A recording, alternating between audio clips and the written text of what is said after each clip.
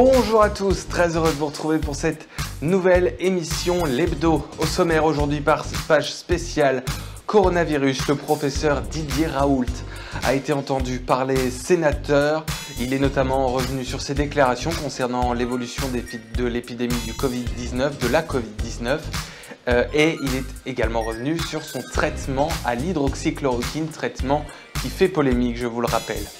Nous retrouverons également notre journaliste Valentin qui reviendra notamment sur les mesures prises à Grenoble et à Bordeaux. Dans ces deux villes, l'épidémie a pris beaucoup d'ampleur depuis quelques jours et quelques semaines maintenant. Pareil pour le Nord. Nous serons donc avec Valentin qui nous détaillera les nouvelles mesures qui ont été prises dans ces villes. Chronique média également sur le départ d'un journaliste que vous connaissez forcément. Il est sur TF1 depuis 33 ans, on en parle dans un instant.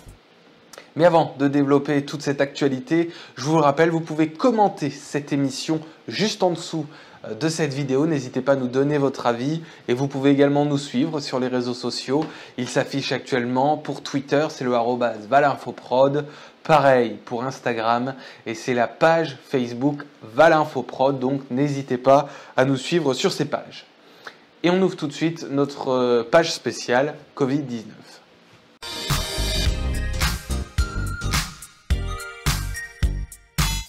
Juste avant de retrouver Valentin, donc, qui va nous parler de ces nouvelles mesures prises à Bordeaux et à Marseille, notamment, le professeur Didier Raoult a été donc entendu par le Sénat ce mardi. Il est notamment revenu sur l'évolution de la Covid-19. Selon lui, le virus, tel qu'on le connaît en ce moment, est moins virulent qu'à l'hiver passé. On l'écoute. Si par analogie, forcé à dire, écoutez, à quoi ça va ressembler, analogiquement, le SARS, le premier, hop, il y a eu une pique et puis ça s'est arrêté en juillet. Donc, il n'y a plus de cas du tout, et il n'y en a plus depuis. D'accord ? Les autres coronavirus, ce qui s'est passé, c'est qu'il y a un moment, probablement on n'a pas su quand, parce qu'on les a découverts un peu par hasard, les autres coronavirus endémiques, eh bien, il y a probablement une diffusion qui s'est faite un peu partout dans le monde, parce que lui est partout, hein, on le trouve partout, on le trouve en Afrique, on le trouve partout, hein, et en Chine, et donc il s'est installé maintenant durablement avec nous, et il a une épidémie saisonnière avec quelques cas sporadiques pendant le reste de l'année, et donc c'est les deux modèles que je connais de coronavirus. Donc, et là en plus il est en train de se passer des choses que moi je n'avais pas vues, décrites en tout cas avec les coronavirus, c'est la vitesse de mutation qu'il a actuellement. Didier Raoult, donc, qui est également revenu sur son traitement polémique à l'hydroxychloroquine. Souvenez-vous, il avait préconisé donc de prendre de l'hydroxychloroquine pour soigner et traiter la Covid-19. Eh bien, évidemment, le ministre de la Santé notamment et d'autres imminents professeurs avaient expliqué que ce traitement pouvait être dangereux. Le professeur Didier Raoult est donc revenu sur ce traitement. On l'écoute. Il y a 4,6 milliards de gens qui vivent dans un pays dans lequel on vit de l'hydroxychloroquine. Donc vous ne pouvez pas liquider ça comme ça. Je passe mon temps à faire des méta-analyses. Rien que cette semaine, il est sorti ce qui est sorti en Arabie Saoudite et en Iran. Il en sort à peu près dans tous les pays du monde. Donc on ne peut pas dire ça. Vous ne pouvez pas me dire à moi que vous savez mieux que moi ce que c'est que les méta-analyses sur l'hydroxychloroquine. Vous avez une opinion et vous voyez bien qu'il n'est pas possible de faire une opinion. C'est le temps qui fait les opinions. On n'a pas la fin ? Bon, apparemment, il fallait payer plus cher pour avoir la fin de l'extrait. Donc, on retrouve maintenant Valentin. Merci beaucoup, Valentin, d'être avec nous. Le coronavirus, donc, continue d'impacter notre quotidien et plusieurs départements sont devenus des zones à risque. Bonjour donc, Valentin. Marseille et Bordeaux sont particulièrement surveillés.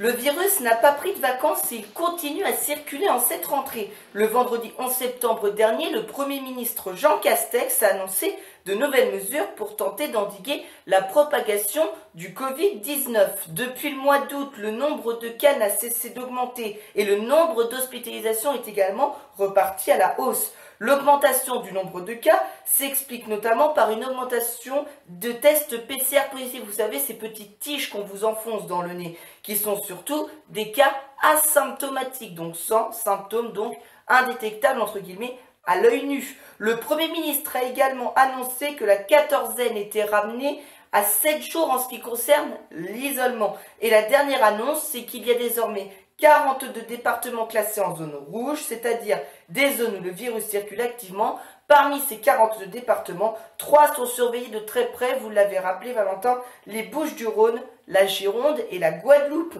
Un indicateur inquiète, c'est le taux d'incidence du virus pour 100 000 habitants. Il est 4 fois supérieur à la moyenne nationale en Gironde et dans les Bouches-du-Rhône. La moyenne nationale, c'est environ 70. On a dépassé le seuil d'information. Et à partir de 100, on le rappelle, on dépasse le seuil d'alerte. Depuis lundi, les préfets de ces 2 départements ont pris une série de mesures sur demande du Premier ministre. Dans les Bouches-du-Rhône, le préfet impose un port du masque obligatoire de 6h à 2h du matin dans 27 communes dont le taux d'incidence est supérieur au seuil d'alerte, donc je vous le rappelle, c'est-à-dire 100 pour 100 000 habitants. Un renforcement de transport en commun a également été demandé et une nouvelle jauge de 1000 personnes pour des événements ou manifestations a été mise en place dans ces fameuses 27 communes. En Gironde, il y a également une jauge stricte de 1000 personnes mise en place et les principaux rassemblements comme les futures journées du patrimoine qui auront lieu ce week-end sont annulés. Il y aura également plus de contrôles sur le port du masque. On rappelle, si vous n'avez pas votre masque, c'est une verbalisation de 135 € d'amende. Ces mesures seront-elles suffisantes? Seul l'avenir nous le dira. Quoi qu'il en soit, surtout, respectez les gestes barrières et la distanciation sociale. Merci beaucoup Valentin pour toutes ces informations. Une information média était également à la une de cette semaine. On en parle tout de suite dans notre chronique.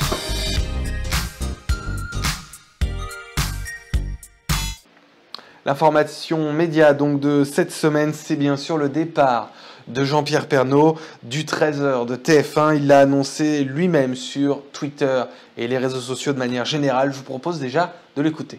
J'ai décidé d'enregistrer cette vidéo pour vous donner directement, comme je le fais d'habitude, une information importante pour vous comme pour moi. J'ai décidé, et c'est ça l'information que je vais vous donner, de changer de rythme et de transmettre le flambeau du journal dès la fin de cette année. Quel que soit leur choix pour prendre le relais, je suis certain que Gilles Pélisson, le patron de TF1, et Thierry Tulier, le patron de l'information, auront à cœur de maintenir ce journal dans la même logique de proximité avec vous, avec les Français, avec les régions qu'on aime tant. Pour autant, je ne quitte ni ce métier, ni le groupe TF1, ni les liens qui m'attachent tellement à vous. Je peux déjà vous dire que je continuerai à animer d'une manière ou d'une autre nos belles opérations SOS Village et l'élection du plus beau marché de France notamment. On prépare un nouveau grand magazine sur les richesses infinies de notre terroir, un nouveau programme digital où je vous retrouverai régulièrement, comme dans une nouvelle émission qui me ressemblera sur LCI. Je vous en dirai plus dans quelques temps. Je vous retrouverai aussi de temps en temps, bien sûr, dans les opérations spéciales de TF1. Le départ donc de Jean-Pierre Pernaut qui est également notre chiffre du jour puisque 33 ans, c'est le nombre d'années, 33, pendant lequel Jean-Pierre Pernaut a présenté donc le 13h de TF1. Il prenait à ce moment-là la suite du journaliste Yves Mourouzi. Donc, on ne connaît pas encore le nom du successeur de Jean-Pierre Pernaut, mais on vous le dira évidemment dès qu'on en sait plus. Et puis cette annonce a donc été à la une de plusieurs journaux, parmi lesquels, vous le voyez, Le Parisien, qui a titré sa une de mercredi, donc sur le départ de Jean-Pierre Pernaut. Vous la voyez actuellement. C'est la fin de cette émission, merci de nous avoir suivis. Avant de se quitter, je vous rappelle quand même que ce week-end a lieu les Journées européennes du patrimoine, donc l'occasion de découvrir notre patrimoine, mais évidemment avec les mesures et les gestes barrières. Ne l'oubliez pas, donc port du masque, bien sûr, pendant vos visites, désinfection régulière des mains, vous le savez, c'est le cas depuis plusieurs semaines maintenant et plusieurs mois. C'est donc la fin de cette émission, je vous retrouve la semaine prochaine. Merci beaucoup pour votre fidélité, à très vite.